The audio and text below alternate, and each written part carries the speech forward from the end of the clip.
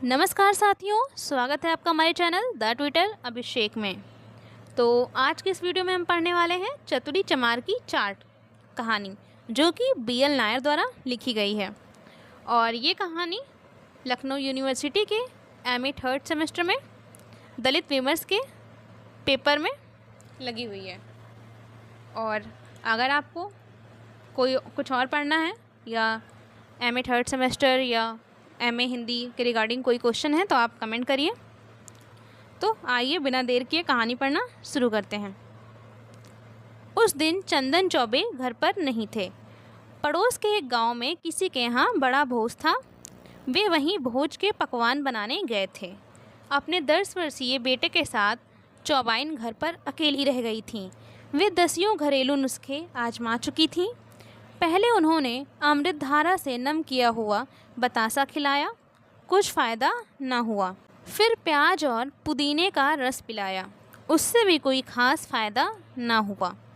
कै दस्त के प्रचंड प्रकोप से बबुआ बेदम हो चुका था। सभी जतन कर हार चुकी चौबाइन खुले आंगन में खाट पर मूर्छित पड़े अपने बबुआ पर आतंकित मुद्रा में पंखा डुला रही थीं। सूरज डूबने के साथ अंधेरा गाढ़ा हो चला था। इसी बीच किसी ने दरवाजे पर दस्तक दी। यकायक दस्तक सुनकर चौबाइन को कुछ राहत महसूस हुई। ये समझी कि चौबे आ गए, इसलिए लपक कर दरवाजे पर पहुंची। किवाड़ खोले, सामने देखा तो चौबे नहीं बल्कि चतुरी चमार खड़ा था। वह मैला कुचैला एक थैला लिए था। थैला खाली था। चतुरी अभी कुछ ही क्षण पूर्व गांव के नामी गिरामी ठाकुर झोंकोर सिंह के यहाँ से मजदूरी करके लौटा था। सुबह जब ठाकुर का आदमी उसे मजदूरी पर ले जाने के लिए उसके घर आया था, तभी चतुरी ने उसे अपना सारा कष्ट कह सुनाया था और कहा था कि आज खाने के लिए घर में कुछ नहीं है, इसलिए शाम को ठाकुर साहब से आटा, चावल या मजूरी के पैसे ज़रूर दिलवा देना। चतुरी का आग्रह सुनकर उस आदमी ने अपनी छाती ठोक कर हामी भरी थी और उसे अपने साथ लिवा ले गया था। लेकिन जब शाम हुई तो बात उलट गई। चतुरी की समूची आशा पर झाड़ू फिर गया। घिघियाते हुए उसने ठाकुर से अपनी मंजूरी मांगी तो वह गुड़क कर बोला, काहे तरतड़ी काट रहा है रे चतुरिया? काम तो कल भी चलेगा। कल भी तो तू काम पर आएगा। कल ही 2 दिन की इकट्ठी ले लेना। जा, आज तू जा। ठाकुर के मरकहे स्वभाव और बदजुबानी के आगे मजाल की चतुरी और कुछ कह पाता। मन मसोस कर वह घर चला आया। घर पर बीवी बच्चे सभी भूखे बिलबिला रहे थे। चतुरी से उनकी बिलबिलाहट देखी ना गई। उसने एक थैला लिया और चंदन चौबे के घर पर चल दिया। विगत दिनों में भी उस पर जब जब विपत्ति आई, आखिरकार चौबे ही उसके काम आए। उधारी पर ही सही कुछ न कुछ देकर उन्होंने कभी भी उसे रीते हाथ न लौटने दिया था। उधारी के पिछले हिसाब की परवाह किए बगैर ही किलो 2 किलो कोई खाद्य सामग्री उधार लेने के लिए चतुरी आज भी उनके घर आया था। मगर सामने खड़ी चौबाइन के उदास चेहरे को देखकर वह अपनी बात कहना भूल गया। का बात है चौबाइन चाची, इतनी परेशान काहे? उसने विस्मय युक्त वाणी में पूछा। चतुरी, तुम सही वक्त पर आ गए। बबुआ को विकट हैजा हो गया है, बेदम आंगन में पड़ा है। हमारी मदद करो चतुरी, तनिक डॉक्टर को बुला लाओ। कहते हुए चौबाइन उसे अंदर आंगन तक ला ही पाई थी कि रुआस फूट पड़ी। बबुआ की ढीली हालत देखकर चतुरी का रोम रोम स्फूर्त हो उठा। पौरुष पूरे अपनी दबंगई दिखाते हुए बोला, चाची धीरज नहीं खोवत, को बात की फिक्र नहीं। चौबे घर पर नहीं तो का हुआ? हम तो हैं, हमें 10 मिनट की मोहलत दें। तुम समझो कि हम गए और आए। चतुरी ने जो कहा वही किया। डॉक्टर का कक्ष गांव के दूसरे छोर पर था। दौड़ता हुआ वह उनके पास पहुंचा और बबुआ की बीमारी की संपूर्ण जानकारी देकर उन्हें अपने साथ लेकर अविलंब वापस लौट आया। डॉक्टर ने बबुआ के मर्ज की विधिवत जाँच की।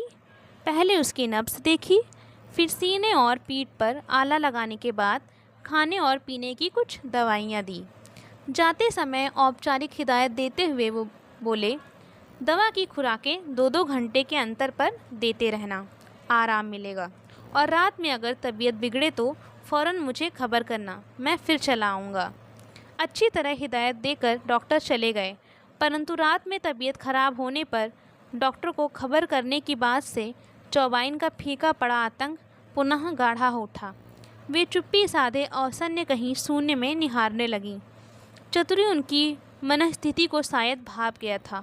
वह बोला, चाची चिंता मत करो, हम रात भर तुम्हारे घर रहबे, हम पूरी हाजिरी दे हैं। चतुरी के दिलासे से चौबाइन के चेहरे पर उभरी आतंक की रेखाएं उथली हो चलीं। उन्होंने बबुआ की खाट के एक ओर अपनी खाट डाली, उस पर बिछौना बिछाया, फिर एक अन्य खाट लाकर बबुआ की खाट के दूसरी ओर डाली। ये उस पर बिछौना बिछा ही रही थीं, तभी चतुरी ने उनसे पूछा, चाची ये तीसरा बिछौना काहे के बाबत बिछाइन रही? चतुरी, तुम भी तो हो, क्या लेटोगे नहीं? यह बिछौना तुम्हारा है, यहाँ तुम लेटोगे। आत्मीय भाव से चौबाइन ने तपाक से जवाब दिया। चौबाइन के निष्कलुष जवाब से जैसे चतुरी को सांप सूंघ गया। क्षण भर हतप्रभ रहने के बाद झेपते हुए बोला, चाची ये तुम का कही रहिन? हम नीच जात के मनई हों, कैसे लेट सकत? हमका एक टाट लाए दो, हम दरवाजे बाहर लेटबे, छप्पर के नीचे। बाहर से हम भीतर की पूरी फिक्र रखबे। रात भर जागत रही हैं, जब तुम बुलइहो हम फौरन हाजिर हुई हैं। क्यों बात की फिक्र मती करो चाची। चौबाइन को चतुरी की बात में अटपटापन महसूस हुआ। किंचित विचार करने के बाद उन्होंने पूछा, चतुरी यहाँ लेटने में क्या हर्ज है? यह घर भी तो तुम्हारा ही है। तुमने इतनी मदद की, बबुआ की जान बचाई, और मैं तुम्हें बाहर डाल दूँ? मेरे लिए तो तुम फरिश्ता बनकर प्रगटे हो। नहीं, मैं यह अनर्थ नहीं कर सकती। चौबाइन की बात काटते हुए चतुरी बोला, चाची तुम्हारा हृदय तो गंगा मैया सा साफ है, लेकिन ससुरे ये जमाने का साफ नहीं है। ठेठ काला ससुरा, अकस्मात राती में कोई आए गवा तो का कहिए वही, चौबे घर में है नहीं।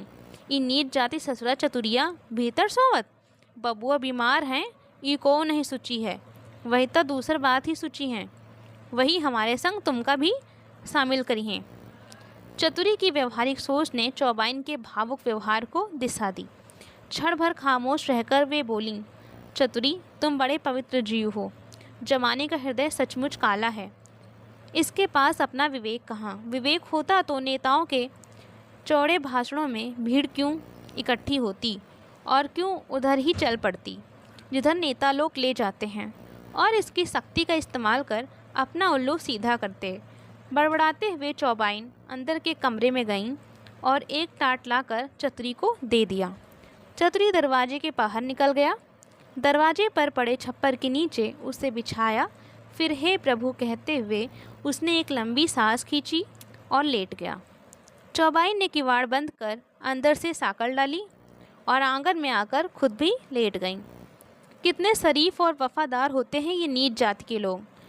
मेहनती भी कम नहीं, अपना पसीना बहाकर दूसरों के खेतों में सोना उगाते हैं, दूसरों को माला माल करते हैं, लेकिन खुद दाने दाने को मोहताज रहते हैं। ये अपना पसीना बहाते हैं और दूसरों की हवेलियाँ खड़ी करते हैं, हवेली वालों को ऐशो आराम मुहैया कराते हैं, लेकिन खुद के लिए झोपड़ियाँ भी नहीं होती।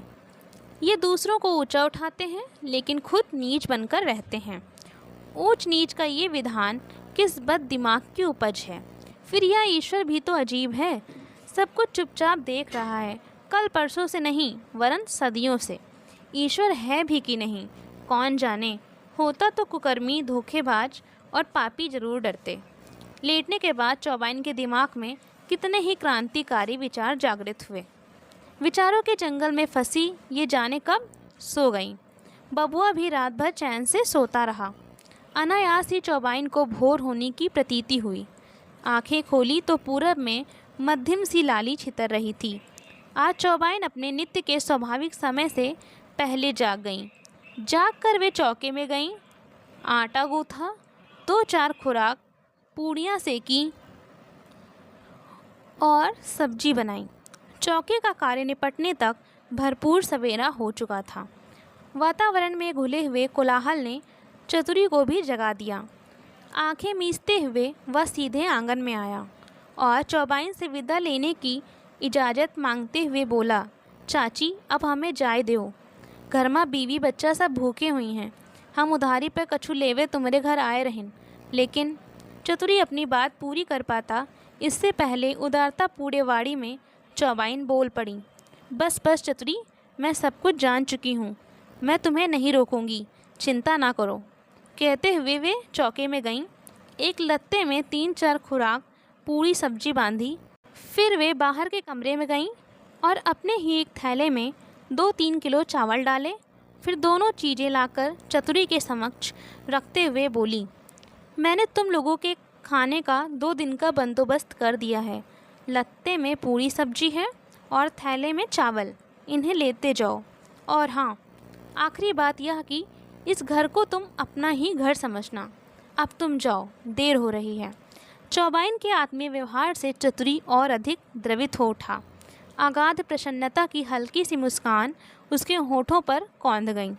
उनके चरणों में सिर नवाकर उसने पाए लगी कहा और शालीनतापूर्वक दोनों चीज़ें लेकर अपने घर चला गया। उसी दिन अब कह में भोज के काम से निवृत्त होकर चंदन चौबे जब पैदल घर आ रहे थे तो राह चलते उन्होंने निश्चय किया कि घर पहुंचकर सीधा चतुरिया के पास जाऊंगा, तकादा करूंगा और पिछली उधारी के 450 रुपये उससे वसूलूंगा। आनाकानी करेगा तो खूटे से उसकी बकरी खोल लाऊंगा। साहे और भोज का मौसम ख़त्म हो रहा है, घर पर निठल्ला बैठकर क्या करूंगा। कहते हैं शहरी लोग कुछ ज़्यादा ही चटोरे होते हैं। शहर जाकर चाट का धंधा करूंगा। धंधे के लिए 3-4 हज़ार रुपये तो चाहिए ही। यही जोड़ घटाव करते हुए अपने घर पहुँचे। घर में घुसते ही चौबाइन ने बबुआ की बीमारी से संबद्ध पूरी घटना की जानकारी उन्हें दी और चतुरी की भूमिका भी बताई। चतुरी के सहृदय व्यवहार ने उनके हृदय को परिवर्तित कर दिया। उसके प्रति जो दुर्भावना उनके मन में राह चलते उपजी थी वह घुलकर लुप्त हो गई। चौबे चौबाइन के लिए चतुरी अपनी जाति का कमीन आदमी ना रहा था, उसके लिए अब वह अपना आदमी बन गया था। कुछ दिन बाद जब चौबे चाट के धंधे के लिए शहर जाने के लिए तैयार हुए तो जाने से पहले उन्हें चतुरी की याद आई। उन्होंने उसे अपने घर बुलवाया और कहा, चतुरी, मैं चाट के धंधे के लिए शहर जा रहा हूँ। शहर जाकर तुम्हारे लिए भी काम तलाशूँगा। काम मिल जाने पर जब तुम्हें बुलाऊं तुम फ़ौरन मेरे पास चले आना। किराए भाड़े की चिंता न करना, ना हो तो चौबाइन से मांग लेना।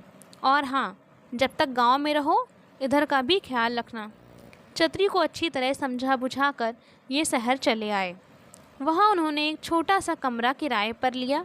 चाट के लिए बर्तन भाड़े, स्टोव और एक ठिलिया खरीदी।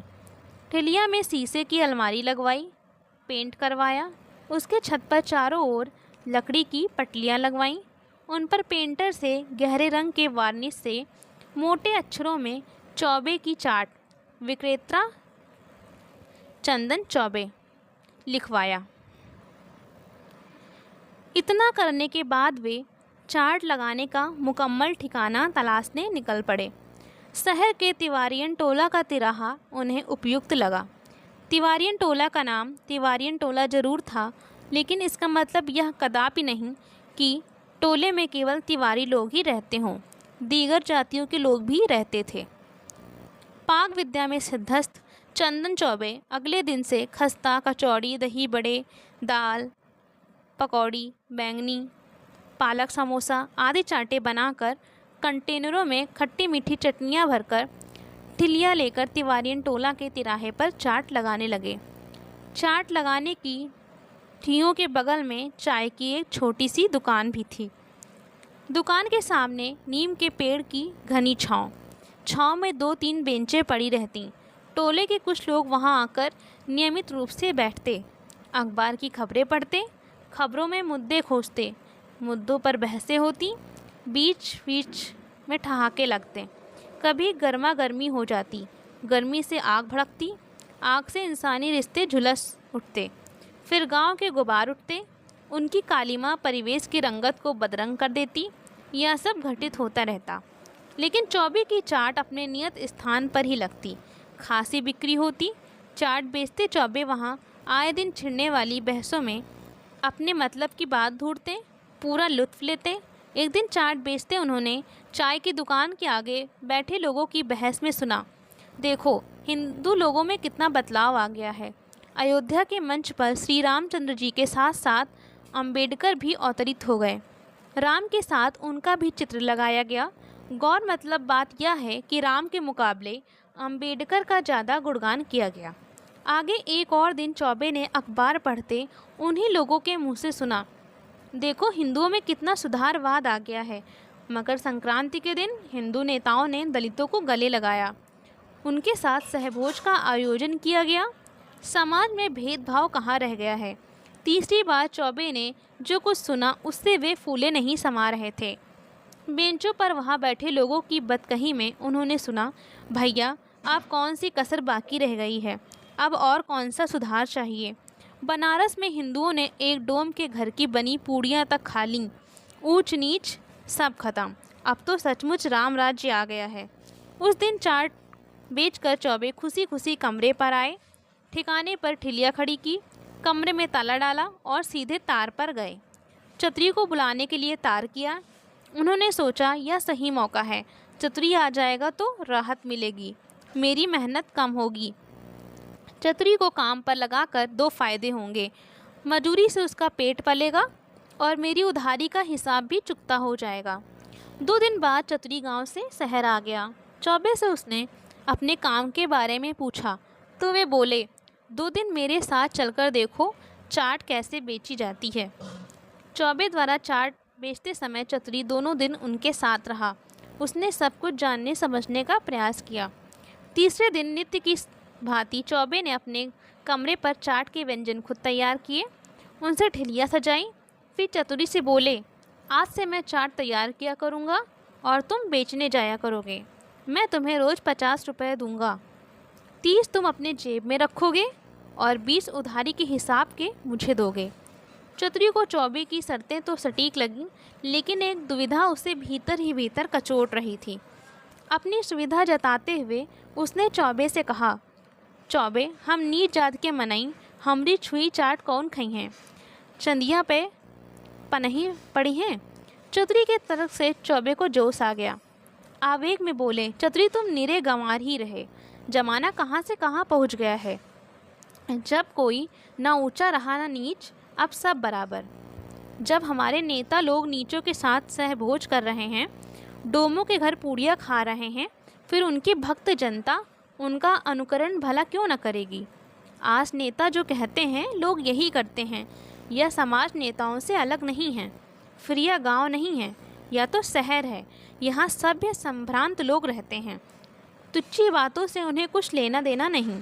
चतुरी तुम बेखौफ जाओ, कहते हुए उसकी बाँह पकड़कर वे उसे ठिलिया के पास लाए और बोले, देखो यह लिखा है चौबे की चाट और यह लिखा है विक्रेता चंदन चौबे।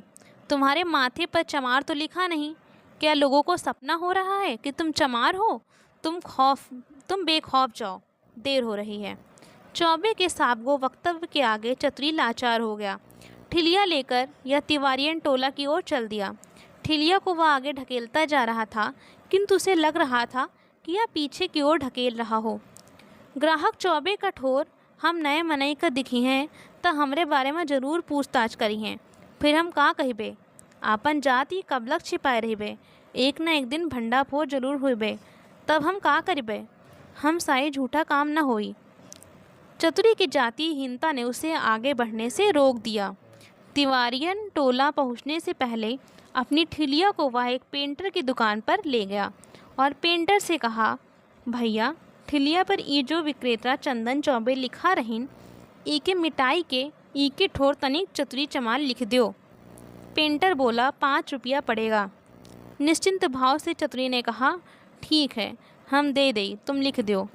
पेंटर ने चतुरी का कहा कर दिया। चतुरी ने सोचा अब ठीक रहीन, बात साफ हुई गईन, अब जे की मर्जी होए चाट खाई, जे के मर्जी ना होए सो ना खाई। ठिलिया लेकर वह तिवारियन टोला पहुंचा। ठिलिया पर चतुरी चमार लिखा देखकर लोग भौचक्क रह गए। कुछ की नाक भौं सिकुड़ती तो कुछ बड़बड़ाते हुए कटकर निकल जाते। कुछ ही क्षण बीत पाए थे, कुछ नौयुवक ठिलिया के समीप आए और कड़क कर चतुरी से बोले, क्यों बे साले चमरे, तेरी हिम्मत कैसी हुई यहाँ चाट लगाने की? हम लोग तो समझदार हैं, बच जाएंगे, लेकिन बेचारे छोटे छोटे बच्चे क्या जाने, तेरी चाट खाकर सब बेदीन हो जाएंगे।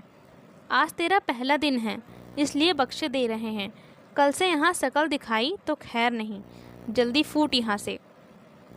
भय से कांपता हुआ चतुरी कमरे पर वापस लौट आया और चौबे को पूरी दास्तान कह सुनाई।